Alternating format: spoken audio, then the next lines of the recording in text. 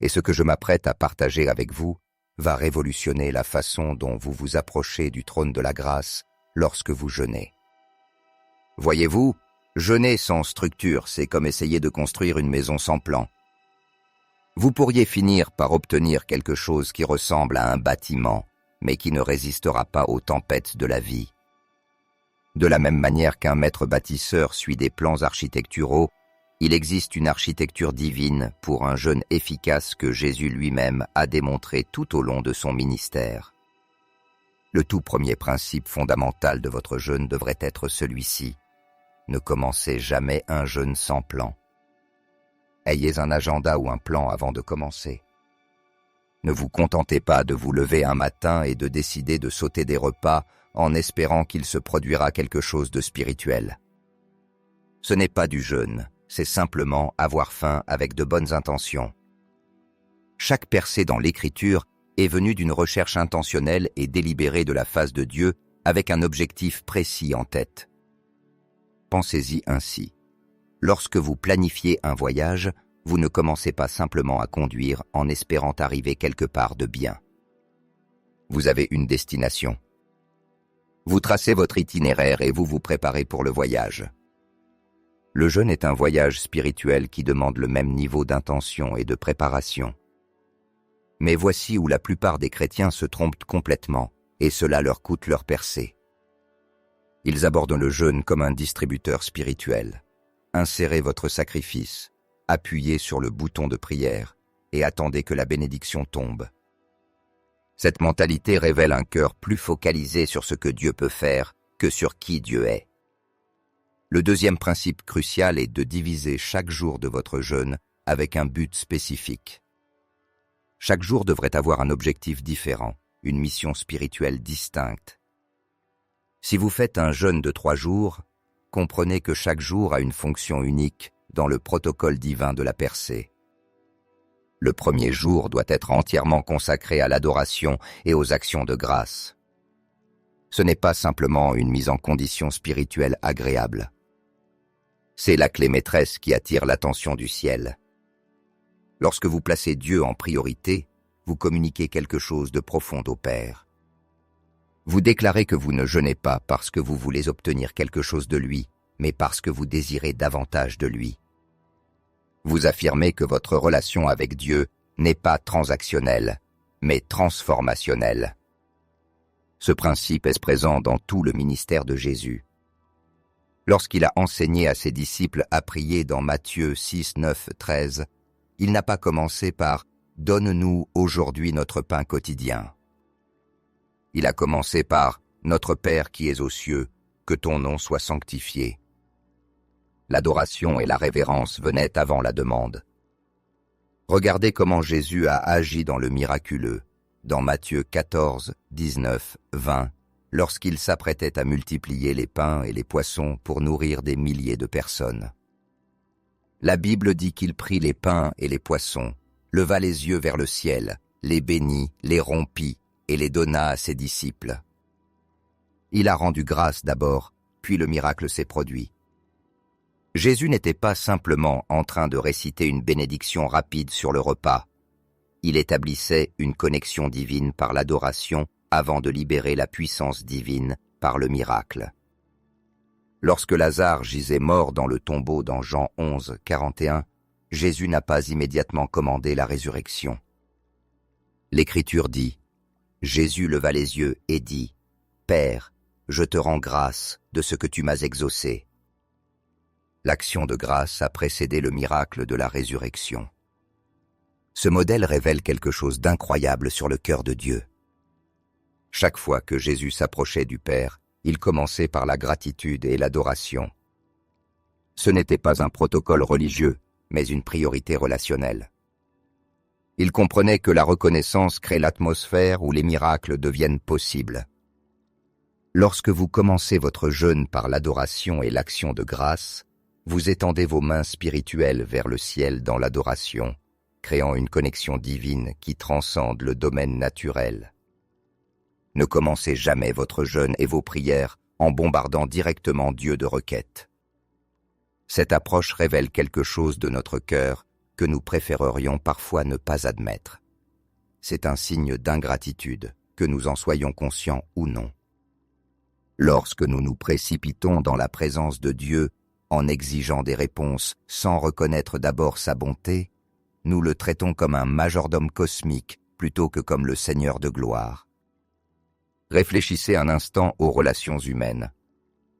Si quelqu'un ne vous appelait que lorsqu'il avait besoin de quelque chose, sans jamais prendre le temps d'apprécier qui vous êtes ou ce que vous avez fait pour lui, comment vous sentiriez-vous? Dieu désire une relation, pas une simple performance religieuse. Le deuxième jour de votre jeûne, c'est alors que vous présentez vos requêtes. C'est là que vous exposez votre cause devant le trône de la grâce. Mais remarquez l'ordre, l'adoration d'abord, la requête ensuite. Au moment où vous arrivez au deuxième jour, vous avez déjà établi une connexion divine par l'adoration. La beauté de cette approche est que vos requêtes jaillissent d'un cœur reconnaissant plutôt que d'un cœur exigeant. Vos prières deviennent des conversations avec quelqu'un que vous aimez plutôt que des négociations avec quelqu'un que vous essayez de manipuler. En hébreu, le mot pour prière est tefila, qui vient de la racine palal, signifiant juger, intercéder, supplier. Mais il porte aussi le sens de s'incliner, indiquant l'humilité et la soumission. Quand vous présentez vos requêtes à Dieu au deuxième jour, vous ne commandez pas, vous présentez humblement votre cause devant le juge de toute la terre, qui est aussi votre Père aimant. Le dernier jour de votre jeûne, vous attendez la réponse, toujours avec des actions de grâce. C'est là que la patience et la persistance se rejoignent vraiment avec la foi et l'espérance. Si le dernier jour vous recevez une réponse à vos prières, vous continuez à le remercier. Le mot hébreu halal, qui signifie louer, est à l'origine de Alléluia. Il signifie célébrer avec joie débordante. Mais si vous ne recevez pas de réponse, vous continuez d'attendre. Et c'est là que la guerre spirituelle devient réelle. Parfois, vous devez prolonger votre jeûne et plaider votre cause avec encore plus d'intensité. La persistance n'est pas seulement une bonne idée dans le royaume, c'est souvent la différence entre percée et effondrement. Parfois, vous pouvez faire un jeûne de 3 jours et n'entendre aucune réponse du ciel, mais vous aurez peut-être besoin d'un jeûne de 7 jours. Ces 7 jours vous donnent plus de temps pour intercéder devant Dieu, pour persévérer dans sa présence, pour lutter pour votre percée. Daniel a jeûné pendant 21 jours.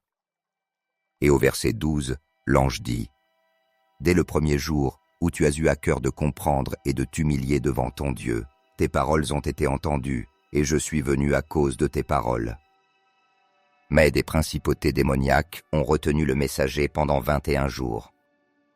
Cela révèle quelque chose de profond sur le jeûne persistant. Le retard n'est pas toujours dû au fait que Dieu n'écoute pas. C'est parfois parce qu'une bataille spirituelle fait rage dans les lieux célestes à propos de votre percée.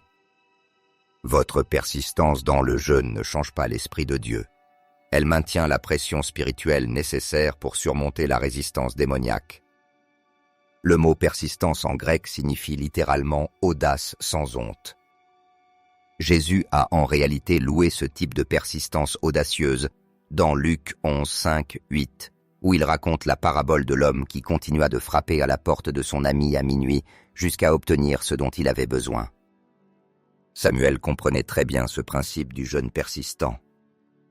Quand Israël a crié pour être délivré des Philistins dans 1 Samuel 7, Samuel appela à un jeûne à Mitzpa. Le peuple jeûna, confessa ses péchés, et Samuel offrit des sacrifices. Mais la percée n'est pas venue immédiatement. Les Philistins ont même rassemblé leurs armées pour attaquer pendant le jeûne. C'est au milieu de leur recherche persévérante que Dieu fit tonner depuis le ciel et mit l'ennemi en déroute. La clé ici est que le jeûne persistant crée ce que j'appelle un élan spirituel. Chaque jour de jeûne s'appuie sur le précédent, créant une force spirituelle cumulative qui finit par devenir irrésistible. C'est comme pousser un énorme rocher. La première poussée le bouge à peine, Mais chaque poussée suivante ajoute de l'élan jusqu'à ce que le rocher roule enfin. C'est pourquoi certaines percées nécessitent 21 jours de jeûne, tout comme Daniel l'a vécu. Le calendrier hébreu fonctionne d'ailleurs sur des cycles de 21 jours, et il y a une signification prophétique particulière dans ce laps de temps. Le chiffre 21 représente la convergence de la perfection divine. Ainsi, lorsque vous jeûnez pendant 21 jours avec une structure appropriée, vous vous alignez en réalité sur le timing divin et les rythmes célestes. Mais souvenez-vous, ce n'est pas la longueur de votre jeûne qui crée la percée, mais le cœur derrière le jeûne combiné à la structure spirituelle appropriée. Un jeûne de 3 jours, fait avec le bon cœur et selon l'ordre divin, peut déplacer des montagnes, tandis qu'un jeûne de 21 jours avec de mauvaises motivations peut n'aboutir à rien. N'est-ce pas de partager ton pain avec celui qui a faim et de recueillir dans ta maison les malheureux sans asile? Si tu vois un homme nu, de le couvrir et de ne pas te détourner de ton semblable. Alors ta lumière poindra comme l'aurore, ta guérison germera promptement, ta justice marchera devant toi, et la gloire de l'Éternel t'accompagnera. Quand vous jeûnez avec une structure correcte et des motifs purs, votre percée ne vient pas simplement, elle éclate, comme l'aube dissipant les ténèbres, comme l'eau brisant un barrage. Ce protocole divin du jeûne structuré, adoration d'abord, requête ensuite, attente persévérante enfin, crée ce que l'Écriture appelle la prière fervente et efficace. Dans Jacques 5,16, le mot grec traduit par « efficace » est « énergéo », d'où vient notre mot « énergie ». Il signifie être opérant, agir avec puissance, accomplir le résultat voulu. Lorsque vous structurez votre jeûne selon le protocole divin, vos prières sont énergisées par la puissance du ciel. Elles n'atteignent pas seulement les oreilles de Dieu, elles touchent son cœur et libèrent sa main en votre faveur. Ainsi, que vous soyez en quête de percée financière, de guérison physique, de restauration relationnelle ou de direction pour votre avenir, rappelez-vous ce plan divin pour le jeûne. Ne jeûnez pas au hasard. Jeûnez avec un but. N'entrez pas précipitamment dans la présence de Dieu avec des exigences. Entrez avec adoration et action de grâce. Votre percée pourrait bien se trouver de l'autre côté d'une bonne structure. Votre miracle pourrait être à un jour d'adoration supplémentaire. Votre réponse pourrait nécessiter l'élan spirituel qui ne vient que d'un jeûne persistant et structuré correctement. Le choix vous appartient, mais maintenant vous avez le plan. Utilisez-le avec sagesse et regardez le ciel répondre à votre recherche correctement structurée de sa présence. Merci d'avoir regardé. Si vous aimez nos vidéos, n'hésitez pas à vous abonner à notre chaîne YouTube.